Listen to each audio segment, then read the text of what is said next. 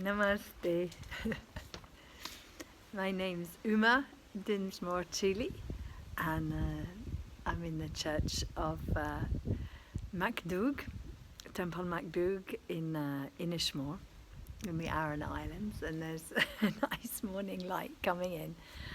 And yeah, this is a story about the Celtic Yoginis. So I tell these stories because it seems important to me to connect some of the really radical political and really feminist spiritual activities of these four amazing Irish women who gave their life and energy really to connecting with India and the place of women in India, and also with the practice of yoga.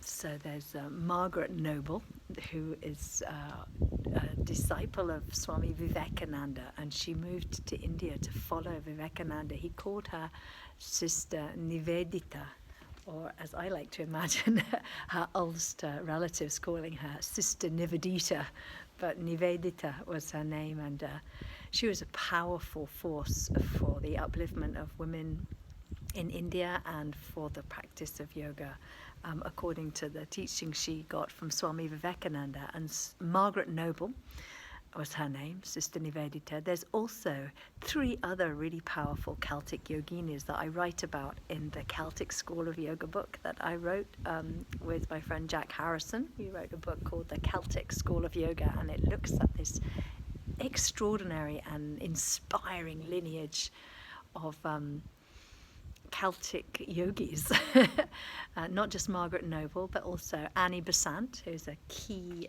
theosophical leader who was also really active in the Indian political scene, in the Indian National Congress Party. And Annie Besant was a great inspiration to Mahatma Gandhi, and to Nehru. So she was a really significant political activist, but really motivated in lots of ways by a really profound spiritual connection with the theosophical movement.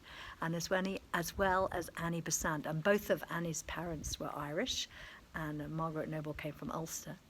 And the other two women that are really worth knowing about are Greta Cousins. She was from Roscommon, and she and her husband James worked really closely with Sri Aurobindo, and working with Indian independence, and with really profound yogic teachings as shared by Sri Aurobindo. And Greta Cousins was a die-hard suffragette, and she was imprisoned for throwing stones at number 10 Downing Street during the height of the suffragists' movement for women's right to vote in the UK.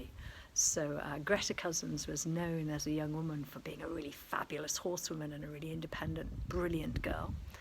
And that makes three: Annie Besant, Greta Cousins, and Margaret Noble. But there's also Amy Carmichael, who was another Ulster woman from the north of Ireland, from Belfast, who had a kind of spiritual awakening very young in her life. And she worked a lot for the women's health and well-being in Ulster in Northern Ireland, and then she moved out to India and worked with orphan children, and allowing those children to have a better life, to support those children, and for the rights of women within India for access to healthcare and well-being. So there's four great yoginis inspired by the spiritual teachings of India and yoga, and also really fired up with a powerful feminist and political agenda. They're awesome women, and I feel that they are part of a fabulous lineage, a kind of hidden lineage of really extraordinary Irish Indian connections, rootedness in Western women's capacity to really support the upliftment and empowerment of women in India. So I'm inspired by these women, by Amy Carmichael, by Margaret Noble, by Greta Cousins and Annie Besant, and so I hope I inspire you to know a little bit more about them, and to see that our place as women in yoga is actually really rooted as Western women. For me, especially as a woman with an Irish mother, I'm here in Ireland, in my maternal homelands, inspired by the work of the Irish yoginis at the turn of the century, 100%. A lot of them moved out after 1916, after the political events here in Ireland. And so there's a long history and rootedness for us as Western women in seeing how our political, spiritual, and kind of sisterly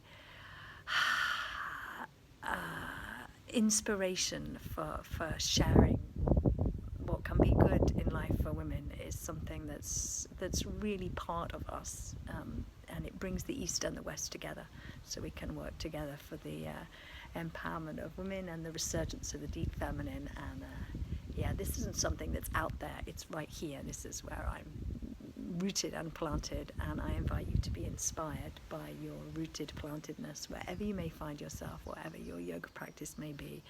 Jaima, all honor and power to the deep work of this feminine resurgence. So namaste. Thank you for listening. I hope you get to read a little bit more if you want to. It's all in a few great sections in the Celtic School of Yoga books. So it's like a little ad, but I wanted to share the stories for you. And that's it. Namaste. Hari Om. Jaima. Jagadambe. Mata Ki Jai. She whose body is the world. We honor her. Namaste.